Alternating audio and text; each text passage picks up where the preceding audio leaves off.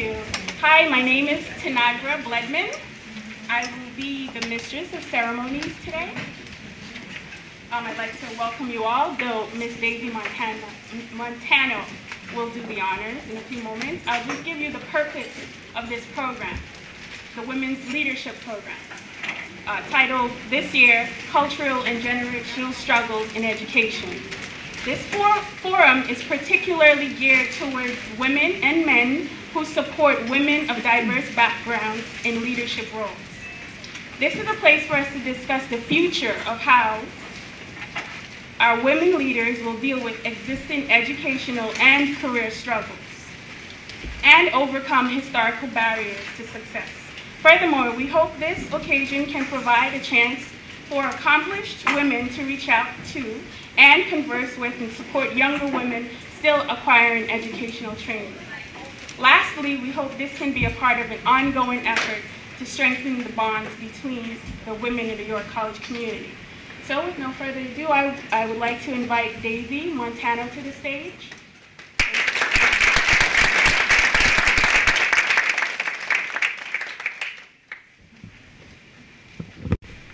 Thank you. I'm Daysi Manzano, an aviation management student and president of the Women in Aviation York College CUNY chapter. On behalf of our York College students, our faculty, staff, and administrators, receive a warm welcome to the first Women's Leadership Colloquium. It is my pleasure to welcome our keynote speaker, Trustee Valerie Lancaster-Bill, and our panel, Ms. Donna Chirico, Ms. Phoenix Arias, Ms. Linda Michelle Barron, Ms. Beatrice Macy's, Ms. Adair Thomas, and Dean Fusco. I thank the Women's Leadership Colloquium Committee, headed by Ms. Linda McKinsey-Doherty and VP Janice Jones, for coordinating this event. And of course, a special thanks to President Keizs for taking the initiative in making an idea a reality. Thank you very much. What idea am I talking about? Where does this idea come from? Well, during the 5th annual CUNY Women's Leadership Conference held at Hunter College, I posed a question to a panel that was not answered. My question was, how do you motivate students who struggle in education due to culture and generational differences at home to believe in their potential? With this question, I wanted to help a very special friend. Now, there was a time that he invited me to a swimming meet, and he also invited his parents. After the swimming meet, he asked his parents, what did you think about the competition? How did I do? He expected his parents to say something encouraging, but instead, his mother replied, as long as you don't get in trouble, everything went well. Now, his mother attended school only until 3rd grade. His father does not know how to read and write. But he did not allow this to discourage him. And many of us go through the same situation. We can become motivated, we can become intimidated, afraid, sometimes excited and challenged by this. But I would like to invite all of you to pick up your head, just as my friend did, and believe in your potential. To not only recognize that we're beautiful, because, I mean, we all agree that we're beautiful, right? Good. So, just not to recognize that we're beautiful, but to look deep inside you and believe in your potential. Trustee Valerie Lancaster-Bill, we are honored to have you here at York College. Again, welcome to all of you, and enjoy the afternoon. Thank you.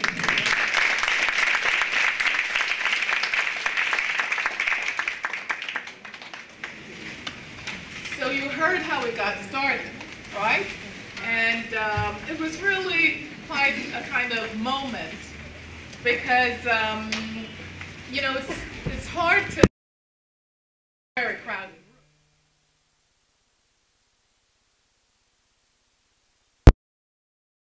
room. Women. And a few of us in the audience recognized that question sort of got missed somehow. And since I knew Daysi, she's my student, I had invited her a few of us sort of huddled around her afterwards and said, you know, I think we understand what you're asking, and it's such an important question, et cetera, et cetera. And that's how this conference came to be. I do want to thank everybody who got behind it so strongly, working partner to partner, shoulder to shoulder, to make this a very, very nice event. And I want to congratulate everybody who is here, because without, you know, there's no point giving a party and nobody comes. So we gave a conference and you came. So thank you so much for coming. And you've heard that we're going to be addressed by Trustee Valerie Lancaster Beal. But yesterday she called me and she said, you know, I have a new idea for you. And since I'm a very flexible president, and some of us are women here, and you know, we've got to be real flexible, she said she'd like to bring along a partner. I said, gee, that's wonderful, because we get 2 for the price of 1. You know, we pay 0, so we're really tweaking here. So multiply that 0 by 0 by 0. So we've really done very well for us today. So we have 2 fabulous women who are going to have a little bit of a conversation first, and then they're going to open it up a little bit to you to ask some questions. Let me tell you just a touch about these 2 women, because they're going to work their biography into their presentation. As you've heard, Trustee Valerie Lancaster Beal, she has many years, over 25 years, as an investment banker. Today, however, she is working in education, both in higher education and in K through 12. And I came to know Trustee Beal as a trustee, first met her at Bronx Community College, where I served as provost. And then when I was being recruited to come to York, she sat me down and told me a few facts, as it were, over dinner. And she has been a true friend of mine and of York's, certainly since then.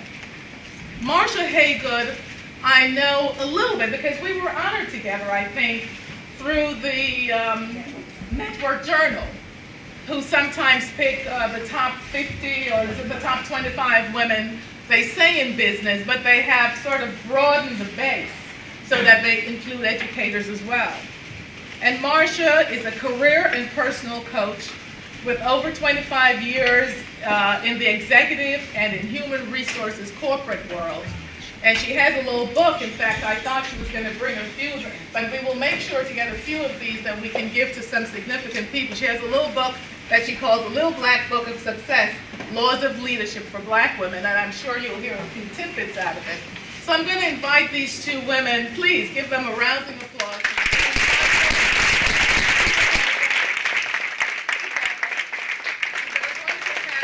Dialogue,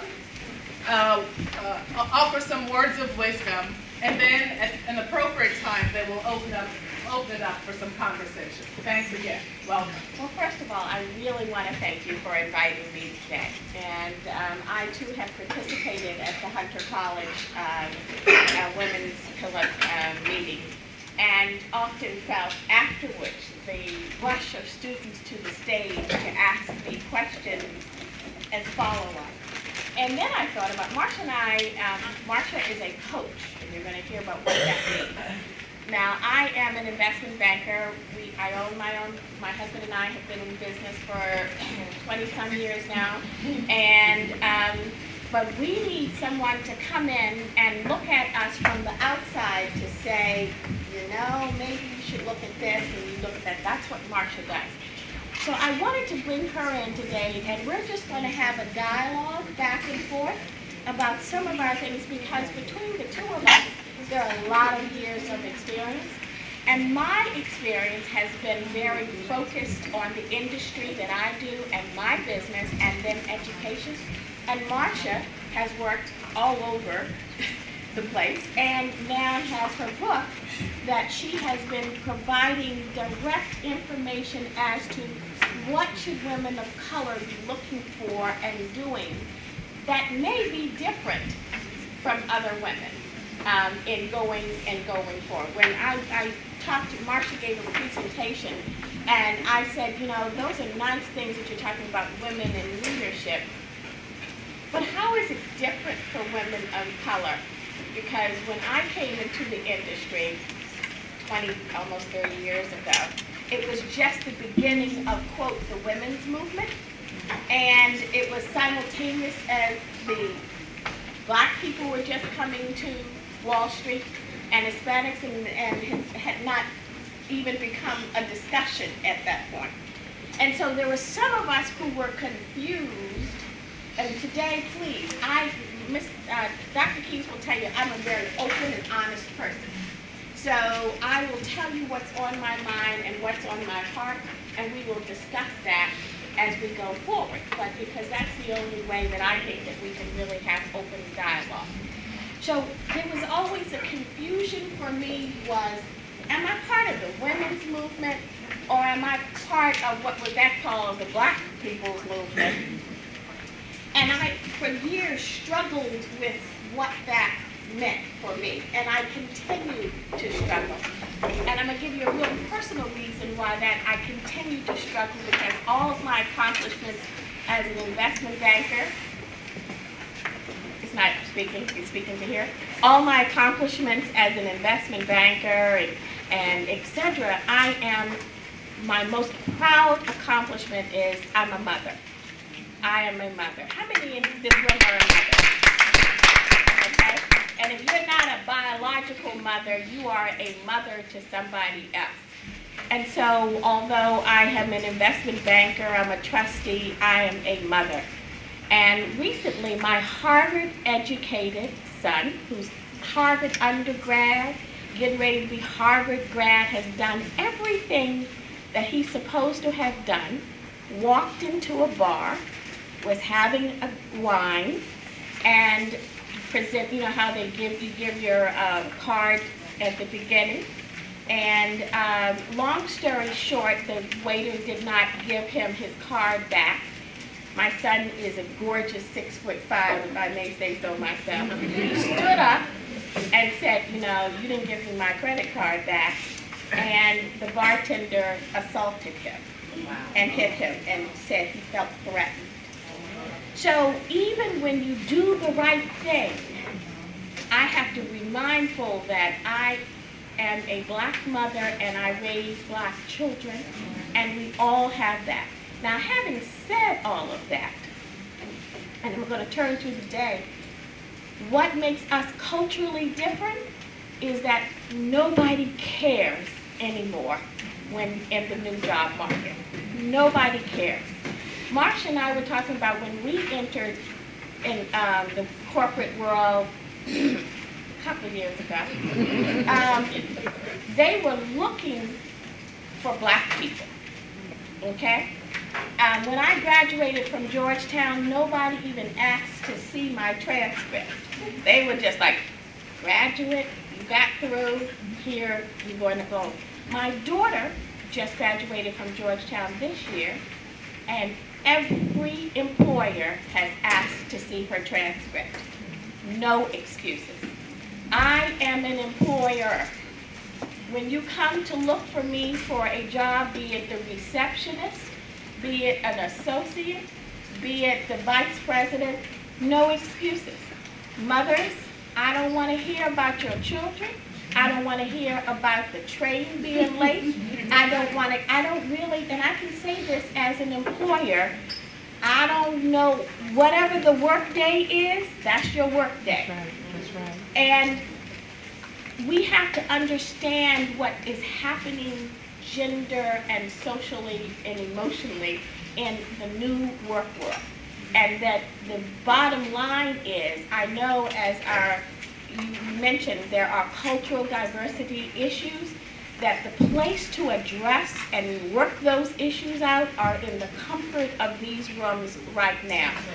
And that's why we're here, to help you work out those comfort zones in this room. Because when you step outside of the room, nobody cares. Marsha, what is your experience? Nobody cares. One of the reasons that I moved from the corporate arena to start my own coaching and consulting company is for just that reason. I found that I was coaching high-level executives, helping them to move forward in their career, and people who looked like you and I weren't afforded the opportunity to work with a coach. So I thought that it would be much better to work in a room like this, to work on an individual basis with people like you and I, so that you could hear some of the things that people are talking about and thinking about and judging you by in a lot of cases. And so often we feel like we know ourselves so well. You know, we feel that the perception that we have of ourselves are the perceptions that other people have of us. And that's not always the case. So one of the things that Mrs. Beal and I will talk about, Valerie and I will talk about, are things that we see, oftentimes that are blind spots that you don't even realize that you may be judged by, so that you'll know those things going out. Now, you have choices. You can sit here and the room's pretty warm and you can say, you know, I'm tired and I'd rather have lunch, if there's something else I'd rather be doing. But understand that what we are telling you are things that people are saying anyway, and oftentimes they won't share with you.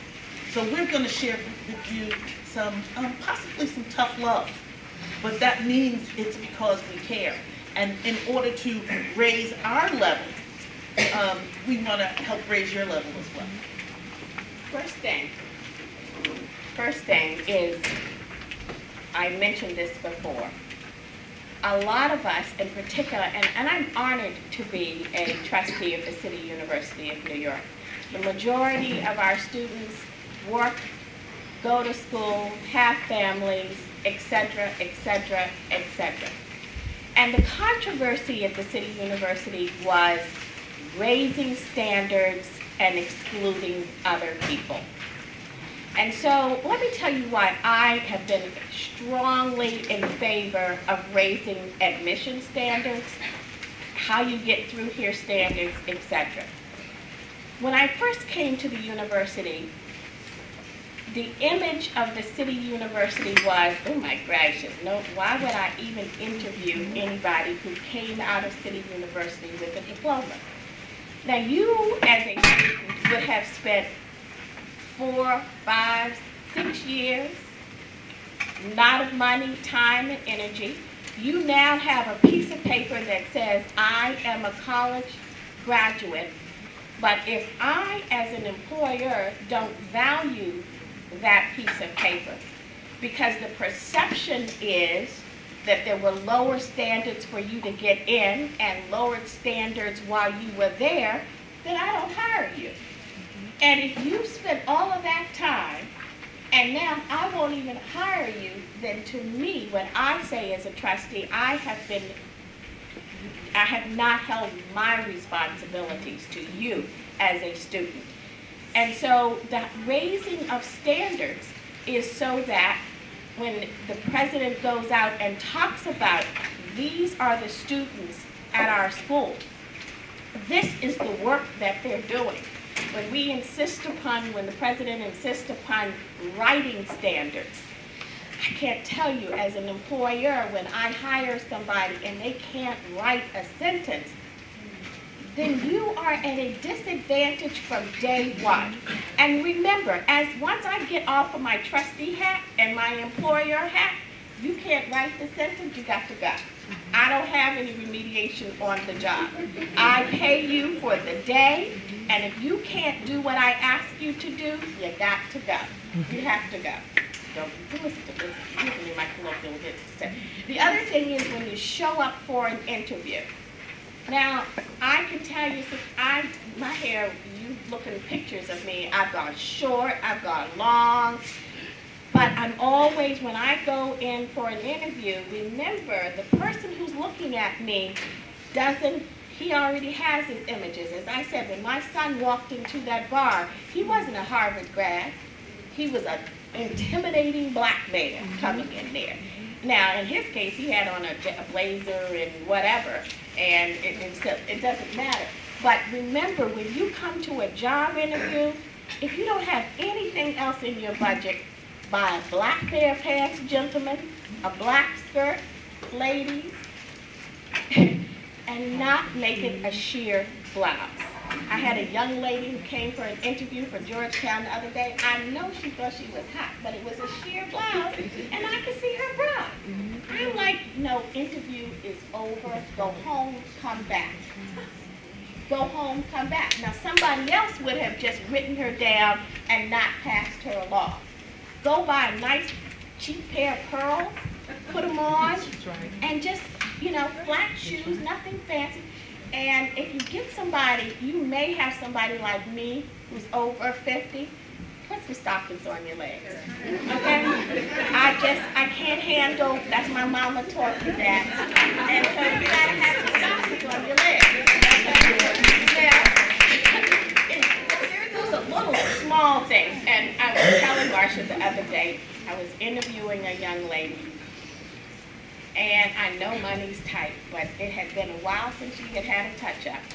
And all I could do was to focus on the fact that she needed a touch-up. Now that's wrong of me, and I passed her along because I saw my bias in that. But other people will look at her, and people not of our, a black or brown person will just know there's something wrong. I can't figure out exactly why I had ink there, but you know, you don't want people to focus on the wrong thing. So just think about that interview outfit. It is the most critical. Marsha, how much time do you have to make an impression in an interview? About 10 seconds. That's right. It's about 10 seconds. So understand that the very first thing that people see, they form that opinion, and oftentimes it's too hard to break. Now, I start telling people long before the interview, if you show up on time for the interview, you're really late. You need to be there at least 15 minutes before. Anything longer than 15 minutes may be too long, unless you want to walk around and just scope the neighborhood. Make sure you have the right address, make sure the elevators are working, all of those type things. Make sure that there's not a long line for signing in now. If you're going into a building in Midtown, it takes a little while to get through the security and get your ID. So you want to scope those things out, but you need to be there 15 minutes beforehand. You need to be able to make a trip to the ladies' or men's room, make sure you're looking okay. You know, you want to be comfortable. You want to make sure that your hands aren't sweating, so that you are shaking someone's hand with a dry hand. Those things are important because people are judging you from that point on. You want to make sure, gentlemen and ladies, that, you know, Valerie talked about flat shoes or comfortable shoes. For ladies, think about men and having their shoes shine. You know, that's important. Make sure, ladies, you know what? Forget the perfume. How about just smell clean? Because the person who's interviewing with you might be allergic. And as good as that perfume is, if they're sneezing or they're working on wiping their eyes, they're not concentrating on you. So there are things that start right from the very beginning. And Valerie said it with your, you know, have your interview outfit. If you're not seeing the same person day after day after day, if you only have a small wardrobe, make sure that you have some things that you are wearing on that interview that you know fit well, that you know look good, that you know is clean and comfortable. Because when you're not comfortable, you don't look comfortable.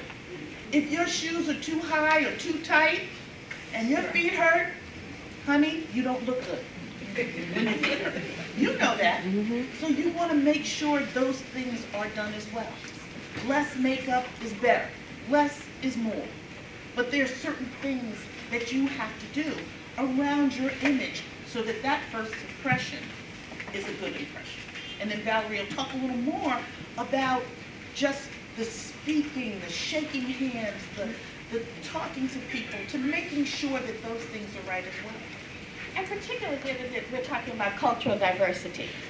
If you have a name that is difficult to enunciate, don't be ashamed of extending your hand and helping the person to enunciate your name.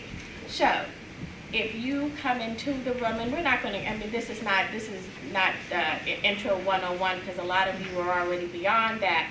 But please, we're happy to know your name. We don't want to butcher it. To the extent you can give us a phonetically sound out name, it'll make everybody in the room a lot more comfortable with that.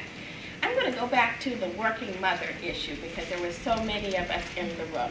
And I know it sounded harsh when I said that nobody cares. But ladies and gentlemen, that is the hard truth about the work world right now. Nobody cares. So when you're looking at the job, the career, please be mindful in thinking about what avenues will you have provided for child care. I'm a working mother. And let me tell you a short story.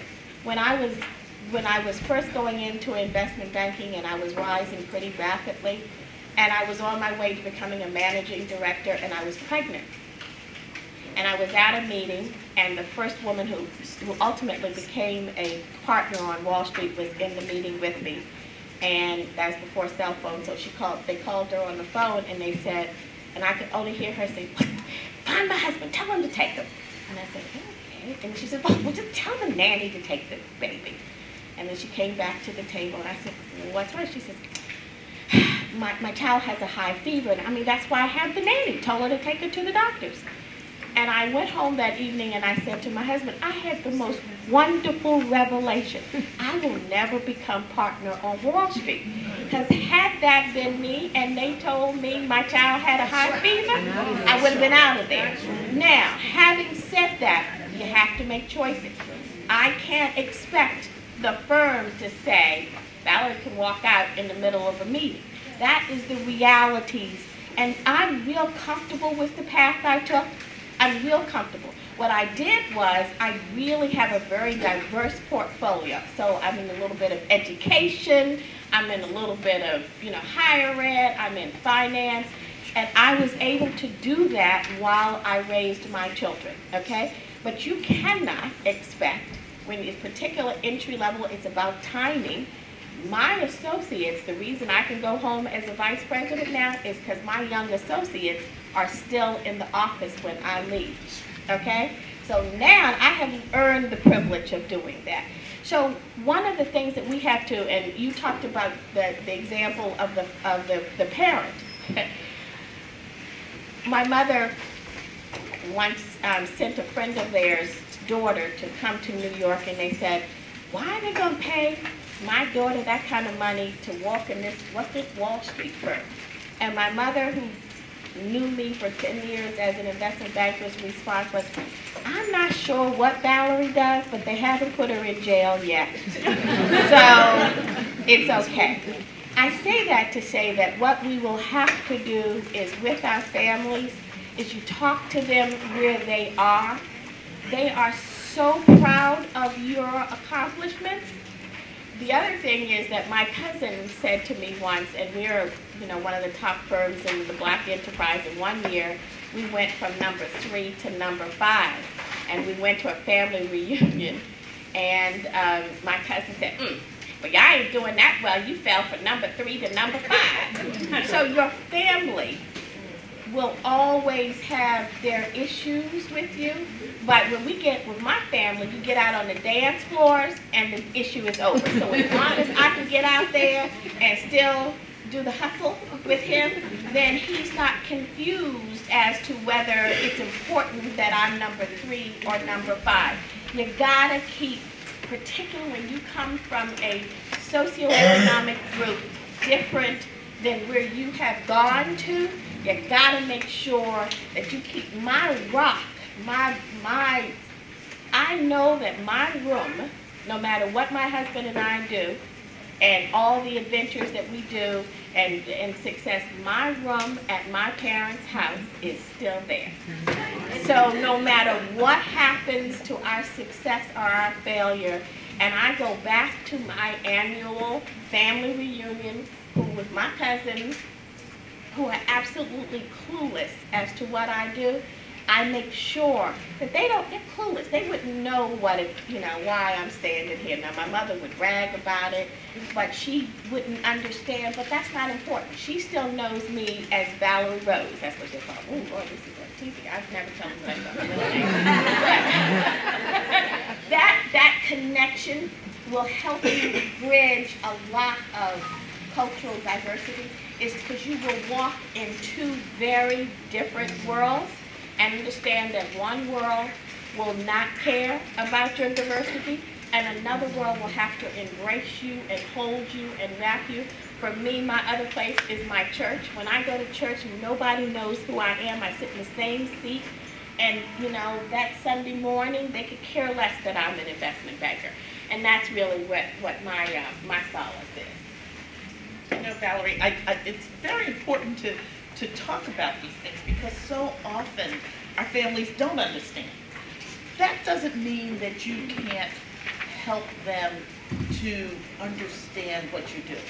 And understand that when you can articulate what you do with them, and they begin to understand, that other people will begin to understand as well. So often our communities don't understand what we do as well. You always hear those things about, she thinks she's all of that now that she has a job. Well, part of that is helping them to understand what you do and how it benefits them as well. So, everyone has that sort of saying, what's in it for me? Well, what's in it for my community is that I help to raise the community by doing certain things. I'd like to be able to hire their children if I can, if I'm in that type of situation. I'd love to be able to have these type of conversations. And I do that with high school students, with junior high school students. I was actually talking to a group of 6th graders recently and having those same type of conversations, because the more people understand that we do have to raise the bar, the better it'll be for all of us. Now, one of the things that when I went to those symposiums, as I said, students rushed me at the end. Marsha and I really wanted to share our thoughts with you, but we wanted you to have the opportunity to ask us questions and to have a dialogue with you, because really we learned from you, and we could go on like this with our anecdotals forever. But I'd like to know specifically, was your question about cultural diversity? And would you ask that question again, and we'll see if we can address it more appropriately than it was asked on that day. Okay. Do you have a microphone? Yes.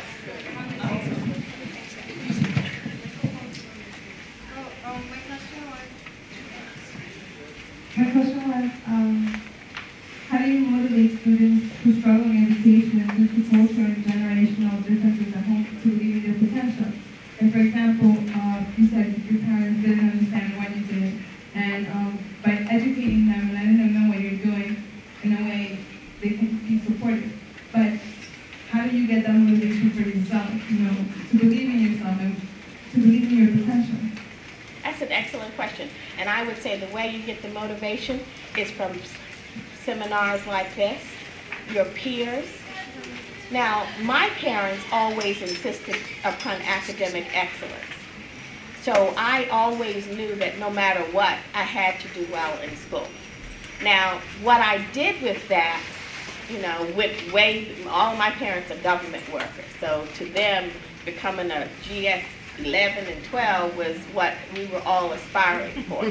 So the education part of, Ma, it's okay not to get a good government job.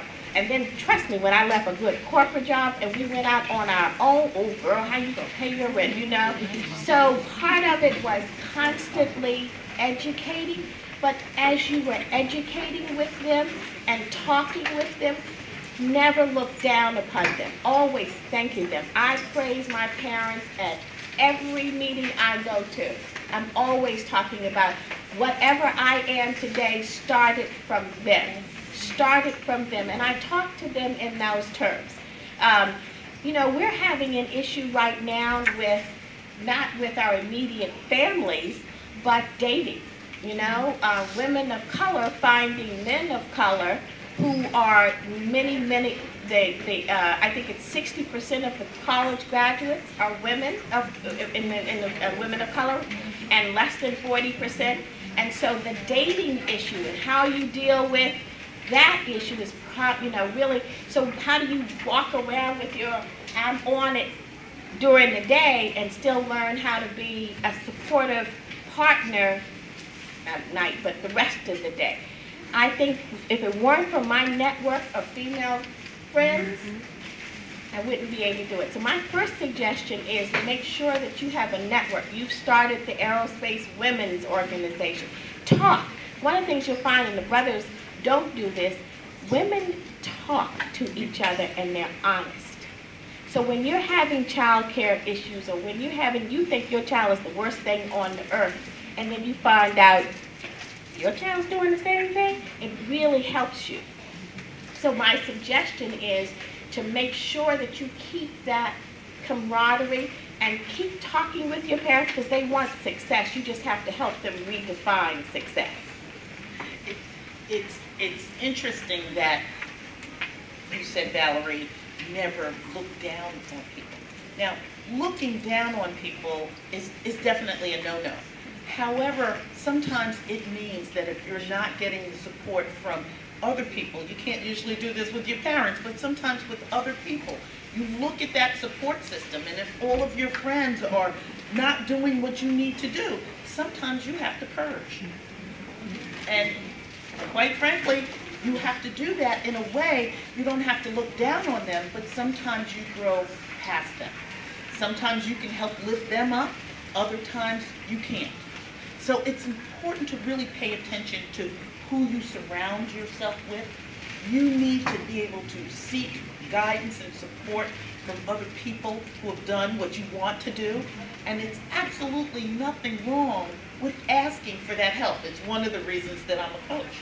And it's interesting because one of the things that I've written about with my co-authors in the Little Black Book of Success is we talk about that. First, identifying yourself as a VIP. All of those things that are very unique about you. What makes you good at being you? And identifying that and not taking it for granted. And then we talk a little bit about having a positive attitude and having a can-do attitude. What is it that you're trying to accomplish? What goals have you set for yourself? And then, how are you working towards meeting those goals? And that doesn't mean that they all have to happen at once. Sometimes goals are long-ranging, and I put goals in 4 stages. Immediate goals, short-term goals, long-term goals, and then ultimate goals. What do you want your legacy to be? And you can start working toward that early on. And that means coming to programs like this, getting involved with other people who are like-minded, and then helping people along the way who may not, who are faltering. You know, you have a good support system by just being here, by just being at school. But other times there are people who really want to do some of the things that you're doing and just don't know how. So I always think that by giving back, you move forward. So don't forget to do that as well, and don't just assume that, you know, they don't have it like that, so you're just going to walk away. Next question? Any other questions? Did that answer your question? Yes. If it didn't, you can say it. Yes. Mike. It's coming. Hi, my name is Gail Cunningham. Can't hear you. My name is Gail Cunningham, and I'd just like to know.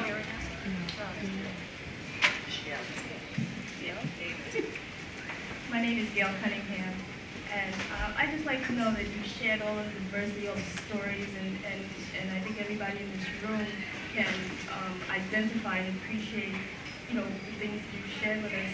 And I'd just like to know that how now, as administrators, as some of us as faculty and as staff and here at your college, how can we now take these experiences now and use this information and share it with some of the students and the people that we come in contact here at York College and help them with the struggles that they're going through to try to complete education or go through education, or even some of us who are trying to go on and get more education, because that's what this I never say the word right. Colloquium is about. And I'd like to know, how can we now use all this information and go on and use that to help with the struggles in education that women of color, women in the room, men who are helping women, how can we use that information now to help with the struggles in education? Thank you. Well, let me just tell you my perspective. And I speak at a lot of the college campuses. And I started off by saying no excuses. And I think one of the things that we have to appreciate is that, and I keep saying this, that nobody cares. And I think we have to continue to tell our students that the responsibility of getting an education and starts with them. We are here to assist, and that the pendulum is swinging. And I keep going back to this from when I started out in school, when people really felt they had to reach in and pull me into corporate America, reach in and pull me into that. The first thing we can do, the best thing we can do, is to encourage people to get good grades. Good grades. I cannot stress the significance. As I said, I'm at a public high school, and I'm in charge of college planning at the public high school. Too many of my students think that just because they may get that high school diploma, that they have a right to go to a four-year college. I can tell you that that right doesn't exist. You have a right to go to a community college. But we have to, and that's why I asked how many of you all were mothers. You got to start from primary school to insist that education and grades matter. It's like a pyramid. You know, my economic theory, my thesis was in the economics of poverty. And discrimination is a very efficient way of deciding who moves up that pyramid. And so racial discrimination was very efficient, Lester Thoreau says, because you can do it just by looking in it. Now they say you can't do it by just looking at it, but there really aren't enough jobs for everybody, and you're going to have to find some way to decide who gets there. And what they have now decided is that the barrier to entry will be grades. And increasingly, you're not going to be competing with the young lady or young man sitting next to you. You're going to be competing with a young man who's sitting in Bangladesh under a light bulb, who now has figured out that he knows how to get into the American system with a 3.8 grade point average. Thank you. And that's who you're competing with. So as faculty, as trustees, as mothers, as fathers, as parents, as children, I cannot stress the significance of enforcing and continuing, supporting, being very supportive. But the bottom line is that we have to tell our students no excuses, that your grades will count. And we, as faculty, because I teach, I can't dumb down the standards, to be honest with you. Now, I will stay with you till 9 o'clock at night till you get the concept. But you got to get the concept. So I'm probably the extreme of, I will do everything I can with my students. I will help them gain the concept. I won't write the paper for them. But they have to turn in a grammatically correct paper to me in the end. Because if I don't do that, in the end, the only thing I've done is allow that student to waste his or her time. And I'm not about allowing you wasting your time. So that's my response. I just want to add one thing to that. And that's that you should encourage everyone, including yourself, to do a self-assessment. Do a self-audit every year, and decide what it is, identify what it is that you do very, very well. and what you can share and what you don't do well. And there are going to be some things that you don't do well. And then you have a choice to make. Can I delegate this because that's the type of thing it is, or do I need to get better at it? And if I need to get better at it, then you have to invest in yourself. I am just amazed at how many people realize that they don't do it well, but they won't invest. I'm not paying any money to do that. And you get nowhere. There are people who have said they need a coach on a personal level, and then say, but I don't want to pay for a coach. My company doesn't pay for a coach, so I'm not going to get a coach. And a lot of times, I just take down their contact information and call them 6 months or a year later. How's that working for you? Because if you're not willing to invest in yourself, then why should anyone else invest in you? I mean, Valerie said it.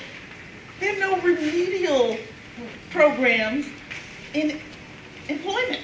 When you start working, oftentimes no one will even show you the ropes, things they should show you, no less the things that you should have come to the party with. So it's important to help people understand that they need to invest in their own future. Did that answer your question? I think we have time for one more question, if there's one. Yes, over here.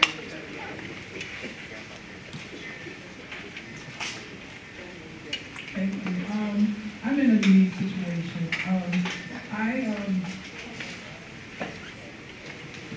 And tell us who you are. My name is Willie Flora Gaines. I'm a former graduate of Ford College. Thank you. Thank you.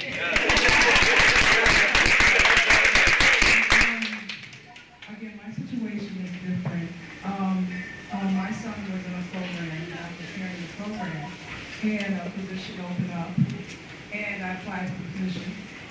Because I got the degree, I got the position. All right.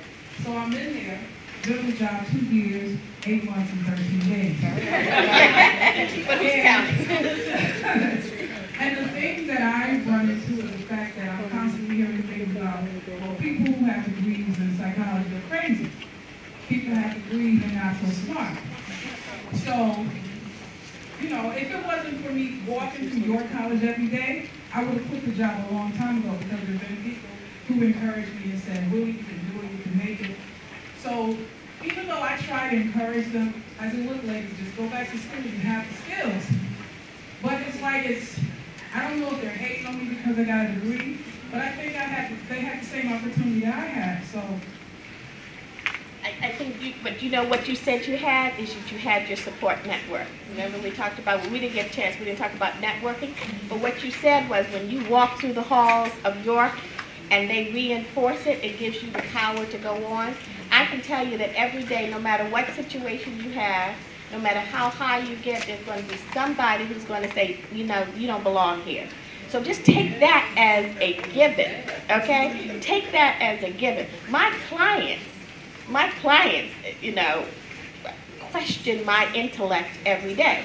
But be mindful, they paying my bills, so I just make sure that I tell them what I need, and it's all about a game of networking and presentation. But the most important thing you can do is what Marsha said, is know your inventory, do your self-evaluation, continue to walk through the halls of York, continue to have whatever support network you have, and continue that, because this too shall pass. But as soon as you get through those group of ladies, when you go to your next position, there's going to be something different. Remember the pyramid. The pyramid is always trying to figure out how to keep somebody out. That's how I look at my life, you know? So if you understand that the pyramid is always trying to keep somebody out, then your game has got to be, okay, well, how do I make sure that I move up in that pyramid? That's what I'm always constantly strategizing, and it never ends. It never, ever ends. It will just take on a different format. And the day you get comfortable, your big pink slip is coming in the door. I'm just going to add just a short thing to that, Dr. Keizs, because I really want to say that there are so many things that are going on out in the community that can help you, that will help motivate you if you look for them. Right now, between the books, and I'm going to say the Little Black Book of Success is one of them, but also the programs that are going on, the community service programs that are going on, the people who are really trying to make it, you have to connect with them. Networking is just the most important thing, or one of the most important things that you can do. And you want to get around people who are like-minded. You have to sometimes be around those people who are haters, but you want to spend most of your time with people who have like minds and really want to get ahead. So networking is key. So keep doing that as well.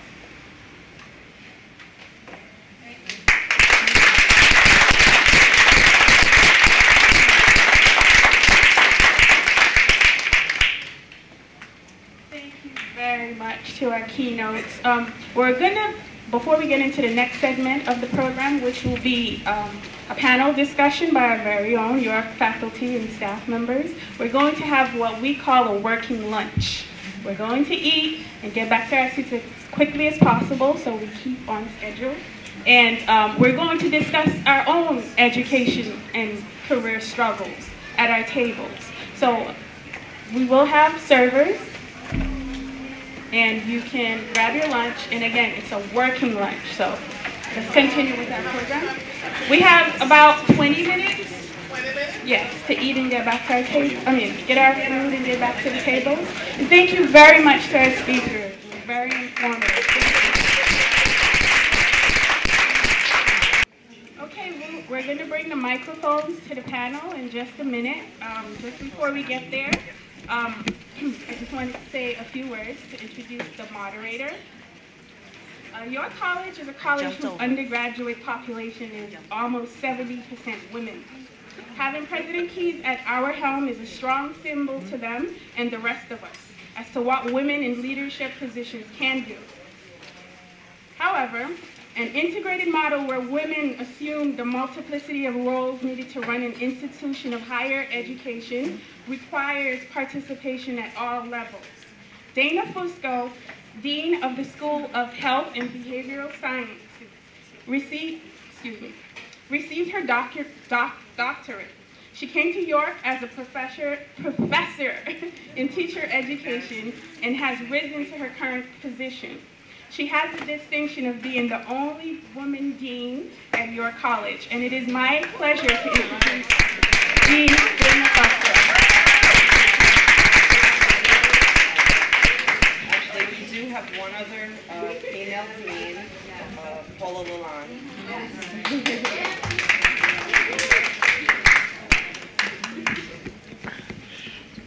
It's really a pleasure and an honor indeed to be a part of moderating this panel. I think we're running a little short on time, so we're going to go right into introductions. We have 5 panelists. Each will be allotted 15 minutes, and I will try to do my best at keeping track of time. And that will leave us about 15 minutes at the end, so we'll hold questions for the end of the panel. I just want to say that, hearing the conversation earlier, it reminded me, Daisy, this is to you and to your question as well, it reminded me that I'm a first-generation college graduate in my family. And when I told my mom, after having graduated college and making very little money, that I thought I should go on to grad school, she said, well, what does that mean? I said, well, I think it means I'm going to be a doctor. She said, oh, so you'll have I said, no, not a medical doctor, Mom. And she said, well, you'll need shoes. You come from the Bronx, it's important to have shoes when you go to school. So we'll begin the discussion with Dr. Donna Chirico, who will provide some data on the current state of educational attainment among women. And she will pay special attention highlighting groups for whom there remains a lag in educational attainment. Professor Chirico is an associate professor in psychology and also the chair of our Department of Behavioral Sciences, which is a part of the School of Health and Behavioral Sciences. Her research is on educational attainment, exploring the impact of religious affiliation, and more recently has been looking at self-identity on educational achievement. She will be followed by Phoenix Arias, who is our Director of Testing here at York College, and also a doctoral candidate in the Urban Education Program at the CUNY Graduate Center.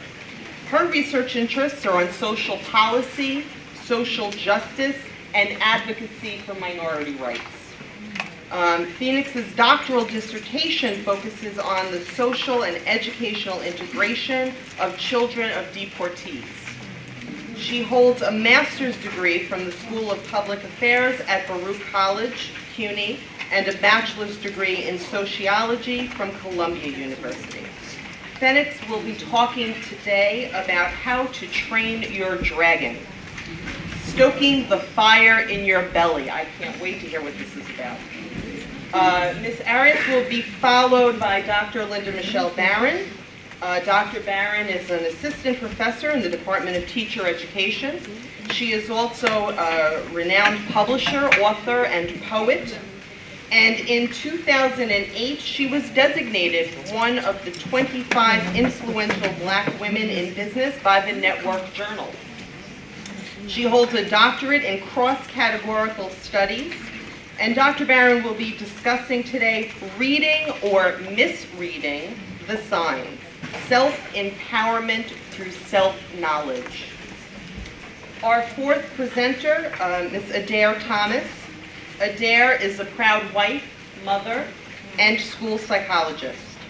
In her previous life, as she described, she worked as a financial analyst and an accountant, and was on the path of upwardly mobile businesswoman in New York City. After September 11th, she began to re-examine her life and really allowed York College to help redefine her. She pursued her second bachelor's degree in psychology, received that in 2005. She's currently an adjunct professor at York College and an independent parent and student advocate. Adair's presentation is entitled Identity and Interaction of Formally Educated Blacks and the Black Community. Last but not least, Ms. Beatrice Mieses Hernandez, born and raised in a middle-class neighborhood in Santo Domingo, Dominican Republic. At the age of 19, she migrated to the United States, where she obtained employment as a factory worker. She had a comfortable life prior to this move, acclimating to life in the U.S. as a low-wage, non-English-speaking worker was more than difficult.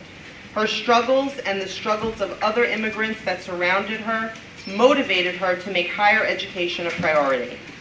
15 years after first landing on U.S. soil, Beatrice possesses a bachelor's in psychology from York College, from which she graduated magna cum laude, and holds a master's degree in public policy and administration from Columbia University. She works tirelessly to ensure other immigrant women receive the support they deserve as the Development Director for Dominican Women's Development Center. Beatrice will discuss her personal challenges as a Latina in higher education and will refer to many different sources of information to bring together a more general perspective. So we will begin with Professor Chirico.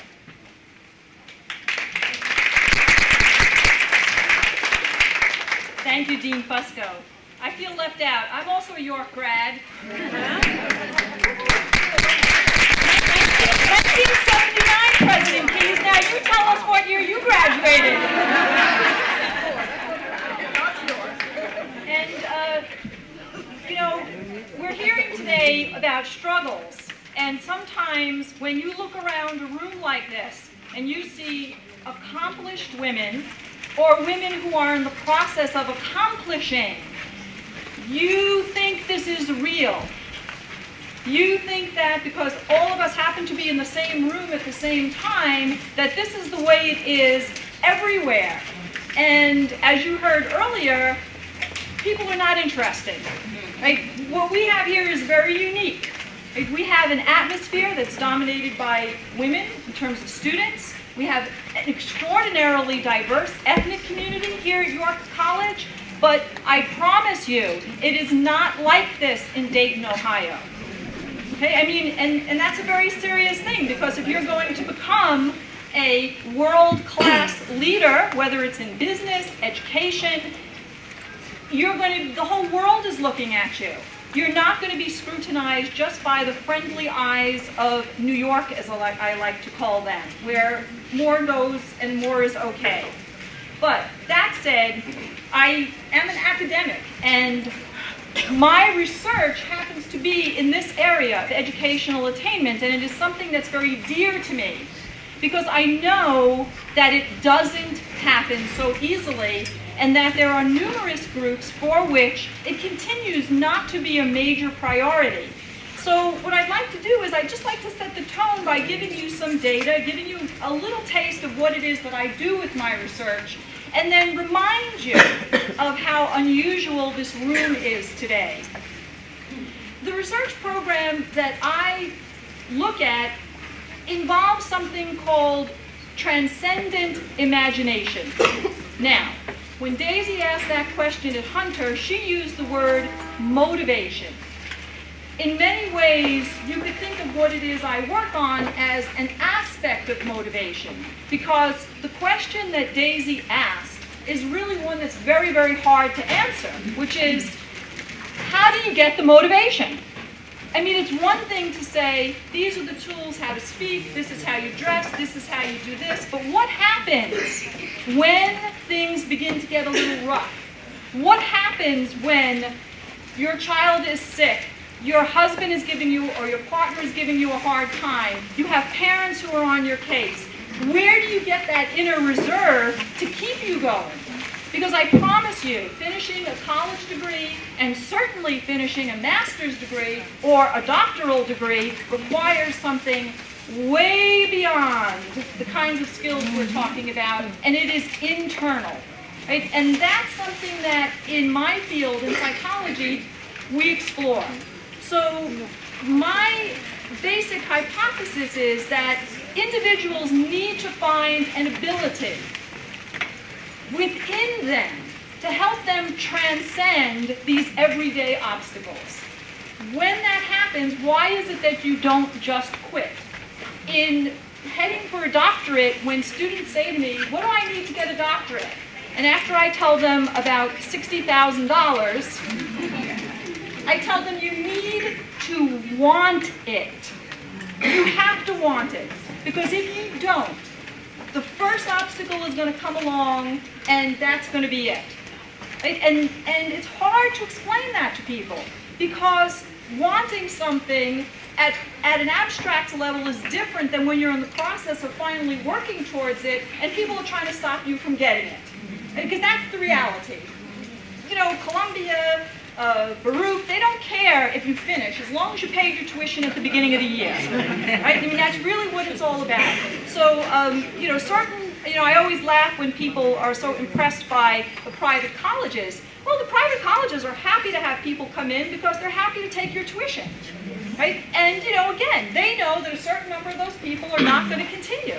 So my issue in research has always been, what gets people to continue? How do they keep moving along? So in the decade since I first started this research, my interest has always been in what we sometimes call in psychology quest. But we say that because people don't like to say religion. We don't like to talk about spirituality. We don't like to talk about religious pursuits. And I like to talk about these things. And I think these things are very important to the everyday lives of everyday individuals. So to negate these things is a big mistake. You can come to any college campus, especially a public college like this, and you can find an office for all kinds of things, but here at York College you won't find offices for spiritual guidance. You won't. It's prohibited. So here's a major part of our lives. So we have to sort of circumlocute, right? It's a quest, it's transcendence, it's this, it's that.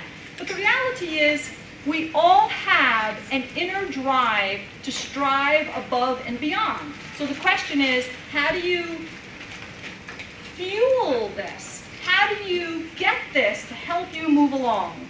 And this is exactly what I have been studying in my research. In developmental psychology, which is really my focal area, specifically religious development, we offer all these wonderful kinds of stage models.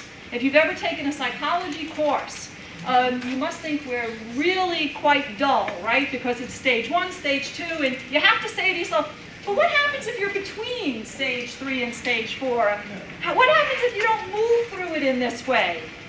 Yet you won't really find a stage theory, whether it's a Piaget or an Erikson, who really ties in, what about your striving towards transcendence, this quest, this sense of spirituality? And by the way, I have lots of people come up to me and they'll say, oh, but I'm an atheist. I don't have any spiritual interest or religion. And then I start asking them a few questions, and next thing you know, you discover, look at that, you do. You may not call it that, you may have different terms for it, you may have a different way of looking at it, but that drive towards rising above, towards going above and beyond, it's there. So how do you hit into that? So just quickly, in my own research, what I've been trying to get at is, what stops people? Right? So that's been one way to look at it. And one of the big things that really stops this spirit of motivation, if you want to call it that, is this quickness so many of us have to enter into conventional roles, right? And conventional stereotypes. You know, lots of times we get upset, oh, they're stereotyping me. And sometimes I want to look and say, no, you actually did it yourself. In psychology, we have a term for it. We call it earned reputation. Right? So after the St. Patrick's Day parade, when you read about, you know, there were 3 drunken Irishmen arrested, you say, you see, look, they all drink. But when you see an event like that, that's earned reputation. It's reinforcing an idea that's there. So when we play into that, and we reinforce those stereotypes for other people, we're telling other people, oh yeah, that's what we're really like, don't take us seriously. So it becomes a very serious issue to look at. But I wanted to actually make sure I spoke about some of the problems. Now I have a great interest in minority communities, women of color, Latinas, because I'm an Italian-American woman. And despite our economic success, we do not have educational success. That's just what's so. There's no arguing it. In fact, I'm giving a talk at BMCC in a couple of weeks that's called Money and Fame Are Not Enough. We can almost apply that to all of us, right?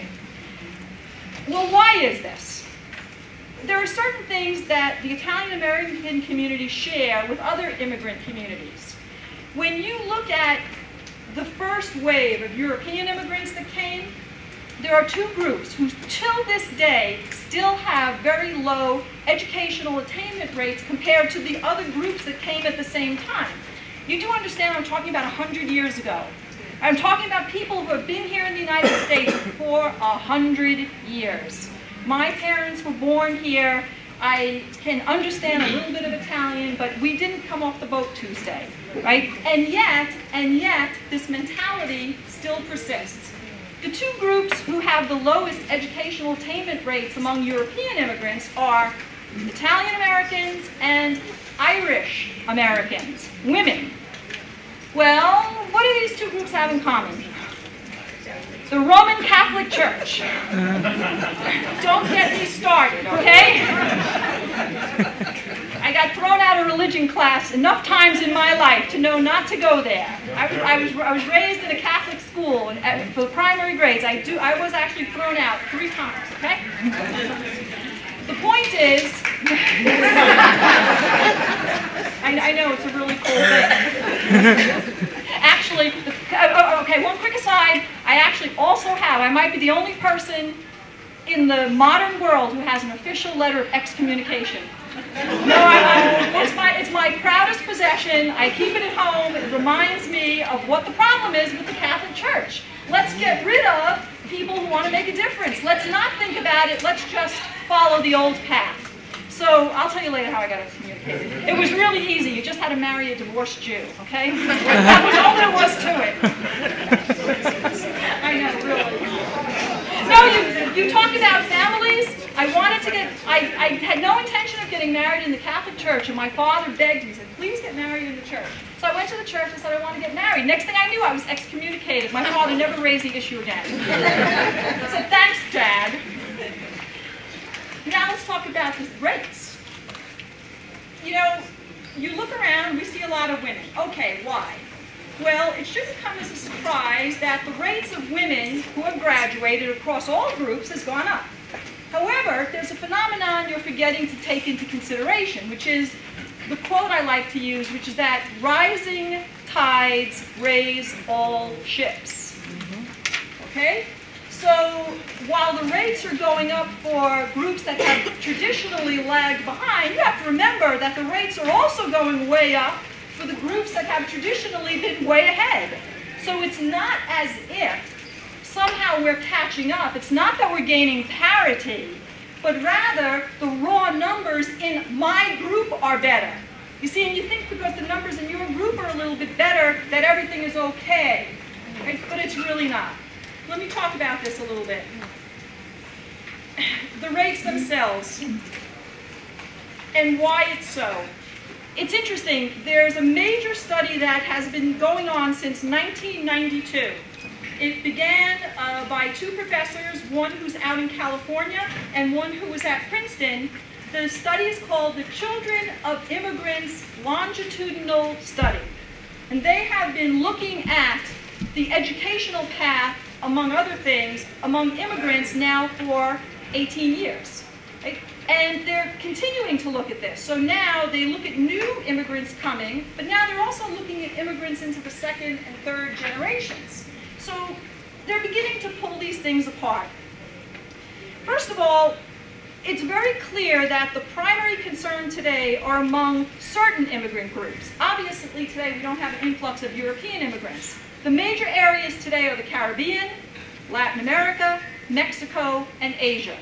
So these researchers have looked at 77 countries, not quite as many as here at York College, but 77 countries across these regions. And what they have found is that there's a particular combination of factors that will contribute to educational success. For example, language, preference, and proficiency. The second word is the key word, right? Proficiency. We've heard that a couple of times this morning. Bilingualism actually seems to be an advantage to educational attainment, but there's a catch here.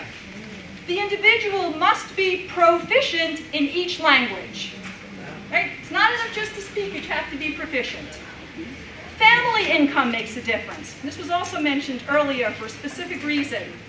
It's interesting. It's not that your family income per se matters, but what matters is, do you have enough family income to put your children through private schools? Because going to a private school versus a public school makes a difference in educational attainment among minority groups and the children of immigrants. Doesn't matter where the school is, private school makes a difference. And by the way, we all know families who struggle to get the money for this.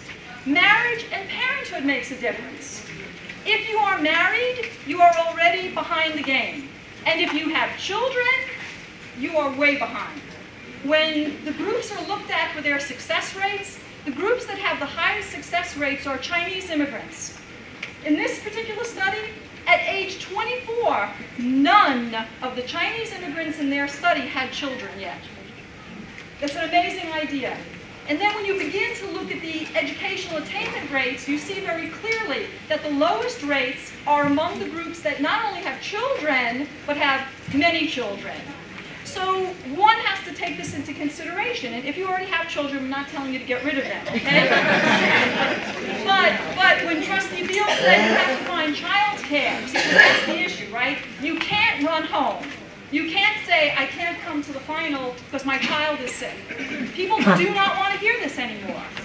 And of course, arrest and incarceration make a difference, but that's more for men than for women still.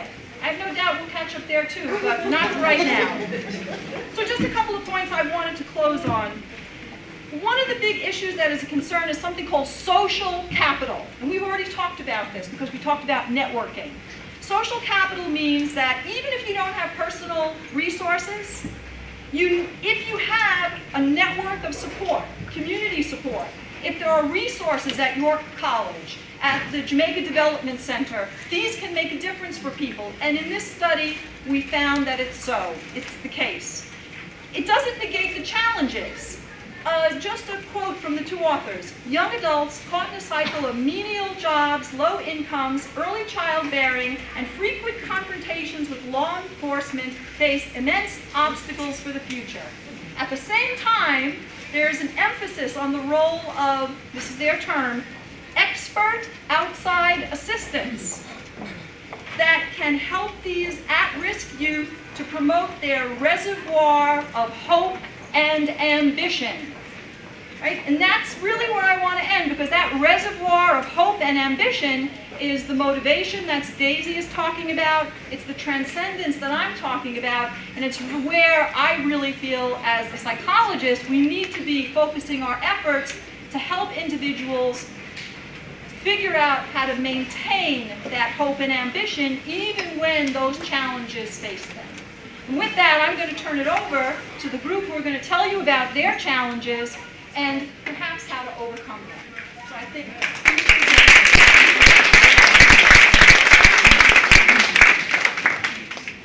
Well, good afternoon.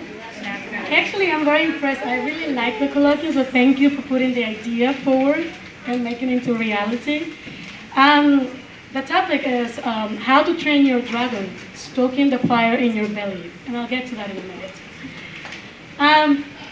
I actually want to thank you for the opportunity for addressing me today, because you forced me to think about my journey. I came to the United States in 1993, and at the time my dream was, wow, if I could speak English the way that they do in the movies. And at the time it was Cheers, Pretty Woman, Ghost. So I really wanted to just sit in front of the mirror and read the newspaper aloud. My father thought that I was going crazy. But at the time, I actually came back to New York in 1993. Because at the time, my father thought that putting me through private school, and I'm a twin, putting the two of us through private school was going to be very difficult. So he actually sent us back to the Dominican Republic, where I'm from. And actually, in preparing for today's presentation, I had the opportunity to reassess the journey I embarked upon when I came to the United States. Secondly, in the process of assessing this journey, I have been able to recognize some of the necessary skills, values, and steps in setting, approaching, and accomplishing some of my goals. Thirdly, most importantly, I have the opportunity to share this experience with you, which in a way made me nervous, because they're very private, and I did not realize that until today. Having the opportunity to share with other women what we actually go through. When looking at the cultural and generational differences and the struggles in education, it is important to acknowledge that just as it takes a village to raise a child, it has taken a village, my community, my support, my network, to raise me. And so I have my own community, my own village. My support system is a community of women from different cultural and generational backgrounds. These vibrant and dynamic women have taught me how to nurture a simple idea, convert it into a goal, and see it to its development and accomplishment. Hence, I stand in front of you today. Actually, this group of women, when I came to New York, are very diverse. They're from African American, Jewish, Latina, but not only Latina, because within the Latino community, we also have many groups that actually can present a lot of obstacles for ourselves. And actually, these Puerto Rican women, Dominican, and Colombian women taught me that without learning English, I was not going to go anywhere. So that was my first step. I had to enroll in a community college in order to learn English. But despite all the negativity and people telling me, oh, community college is just going to set you back, you should go back to the Dominican Republic, there's no point. Actually, in that community college, I got the opportunity to earn a scholarship to go to Columbia University. And actually, because of this diverse group of women, they were the ones teaching me how to accomplish those good grades, how to understand the American educational system, and that no one is going to be there to hold your hand and walk you through the process. You have to actually have that motivation, that drive to actually want to make it.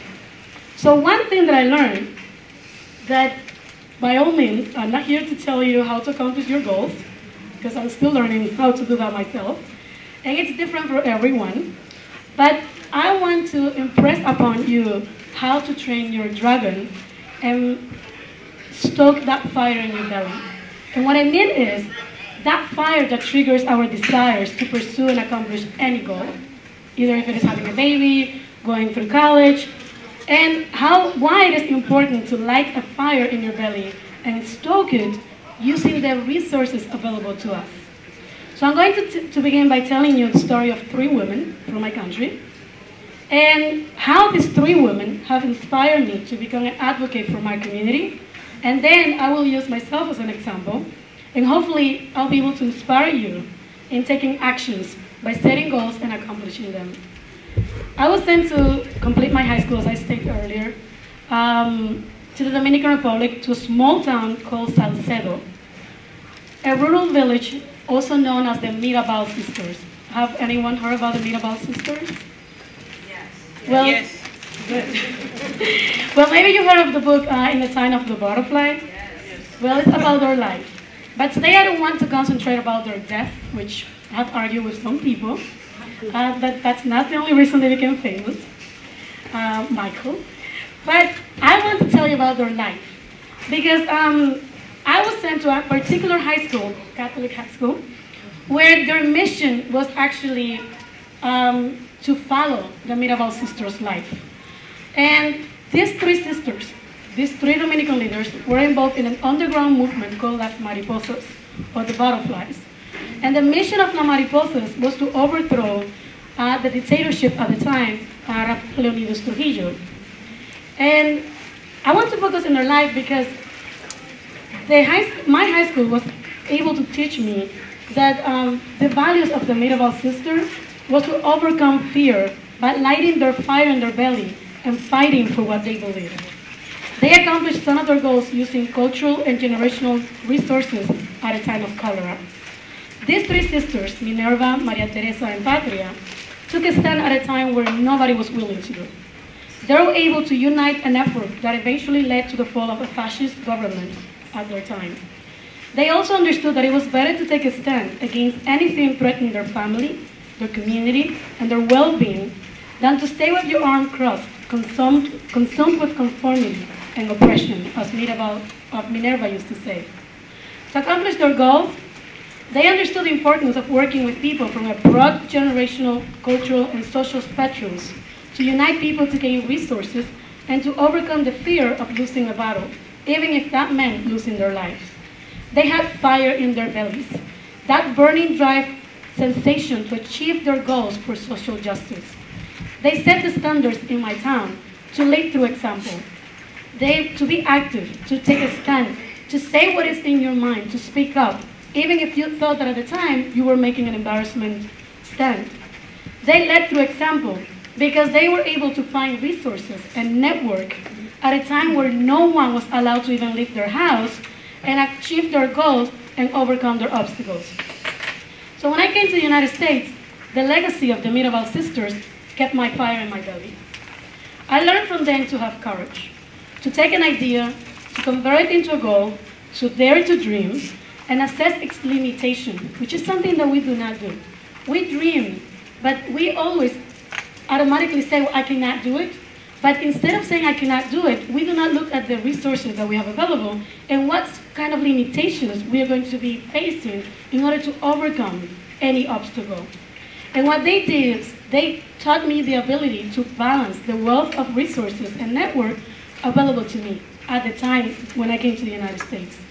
Thus, throughout the years, I've been able to gather an impressive group of women as my network, my own village, and these women have taught me that having fire in the belly is not enough in the United States. Having drive is not going to be enough, because you may want to do it, you may want to make it, but learning about available resources limitation, and most importantly, to manage your priorities, my priorities, amongst wellness, family expectations, community expectations, gender role expectations, and managing my own limitations, as well as accomplishing my professional and personal goals, was going to be a very difficult task. They taught me that I needed to train my dragon, because as you know, a dragon just spits fire. So if you do not manage that dragon, you can burn a lot of bridges.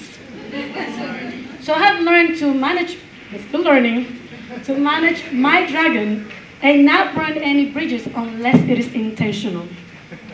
I have learned to use my emotional intelligence through many actually seminars like this in making decisions about my professional and personal goals, to be aggressive about my goals, and to advocate for what I believe in. And many of you who share a meeting with me would know that. And actually, I have learned all this, and intentionally I may do so oftentimes, but what they taught me was that I can do all that without stepping onto anyone's honor and without disrespecting anyone. Actually, the Mirabal Sisters' legacy was that it does not matter the position that I can hold today or tomorrow if I do not think about the legacy that I'm leaving behind for my fellow women or my peers. They taught me that I have to share my growing and pains. They taught me that the same way that I celebrate, I have to cry with them.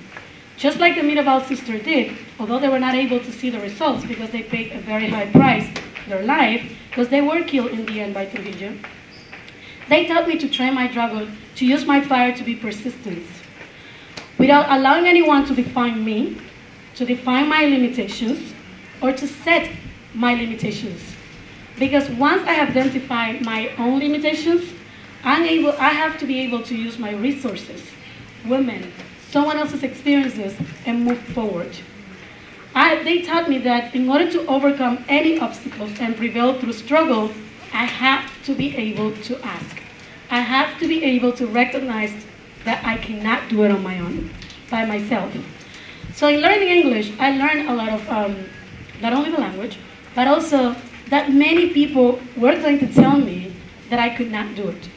And I remember that one professor told me that I was not good enough to apply to an intensive English program. And yet today, I was able to look at that professor and say, I was not good enough for your class, yet I was good enough to graduate from Columbia University with a 3.85 GPA while learning English. So I have to learn about clapping and applauding and talking about that success. And actually, I have been able to look at that professor and say, I have been invited to Germany with a group of colleagues to present my dissertation about immigrant groups and their struggle in Germany, a foreign country, not only to the United States, but to many of us. So in conclusion, I have learned that from the Mirabal sisters and this, my village, this group of women, that I need to embrace cultural and generational differences, because through them, I can learn from past experiences how to manage and pursue current goals while focusing on my future. So I thank you for listening to my experience. And I actually want to motivate you to learn how to train that dragon, not to speak fire when somebody's trying to tell you that you cannot do it, but how you can take advantage of the opportunity of being a minority. Because if I was not a minority, I was not going to be able to get a scholarship, actually a fellowship throughout my doctoral dissertation. And it is very difficult. I just got married through the Catholic Church. And they do train you that you are alive to just support a man, that you have to serve, that you are here just to bear children. And without that support system, you cannot learn that that's not the only reason I'm alive. That I am my own mission. And that I am, if I have children, or when I have children, or if I have children, that I have to be able to lead by example. And that I have to be able to tell them, do not allow people to tell you where you can go or how to get there, but you set your own limitations. So listening to the Mirabal sister stories as I was growing up, coming to the United States and looking at so many women of color, I have learned to respect those legacies. But at the same time, I want to be able to build upon those legacies by teaching others that I am the only person who can stop myself from growing. So take advantage of being a minority. Embrace it, because there are many, many opportunities out there just because we are poor, women of color, a minority. Do not be offended by that, but learn through the ropes, because there are many opportunities available to us just because we are those little poor women minorities. Thank you.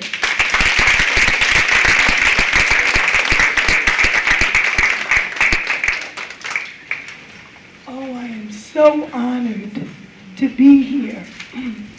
You were beneficiary of the fact that I can't speak, so I'll be able to speak a shorter time than most. But you know what? I'm known, actually, and probably invited here, not because I am an academic at York College. I am a proud professor from the Department of Teacher Education. I'm a believer that strong, excellent educators who practice teacher efficacy and teach to the highest expectations will make the difference and help all those who need to overcome those who don't believe in us. That's where our purpose is served. But I believe today I might have been invited because there was a question about motivation, and I'm a motivational speaker. That's what I do. I can't say on the side because I think I was a motivational speaker from the time I was in the 5th grade. I would motivate my friends and unfriends how to speak, how to read with expression, and present themselves with panache. And up through those ages, I incorporated those parts in me who allowed me to live a life that was motivated through the love of life.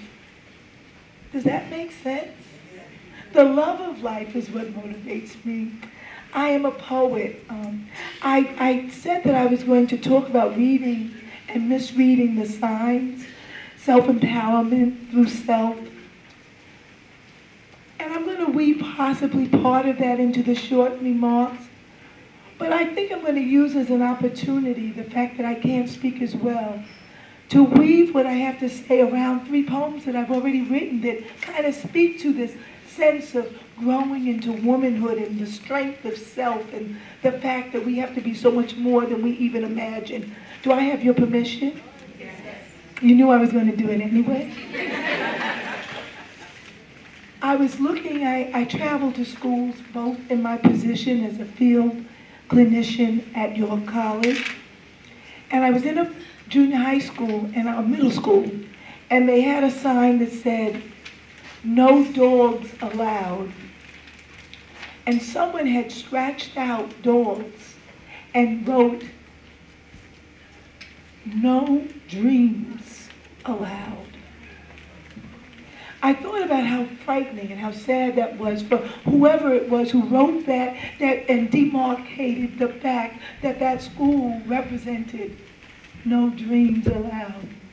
But the fact of the matter is no sign can determine your dreams. We cannot let a sign stop us in our tracks. And so I think that's what I had in mind.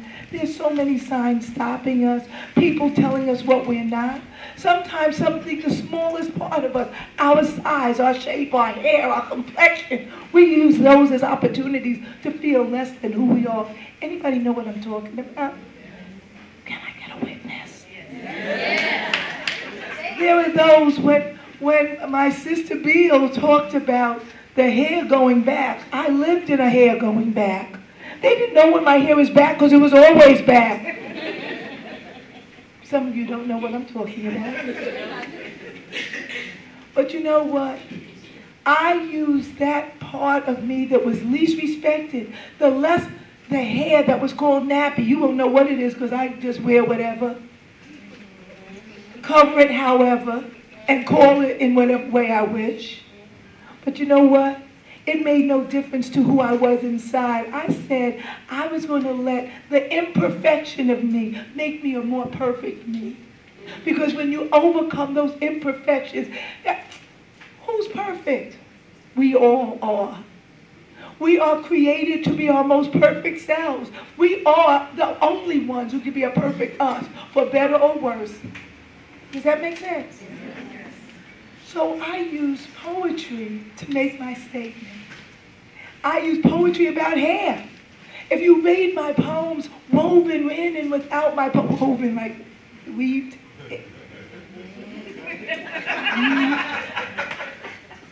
The time for laughing allows my throat to clear. But that fact of the weaving throughout all of my poetry is this sense of this hair thing that grounded me. It connected me to my Africanness. I think it is important to feel grounded and yet not segregated from, but using it to make the most of whom what you are. So as I do this, I use my poetry. There's some to dismiss it. They say, that's poetry. I thought it was supposed to be the type that says when you complete it, it goes, No, some of mine rhyme, some of mine have rhythm, some of them have messages. It may be too dogmatic or pedantic. Who cares? It's mine.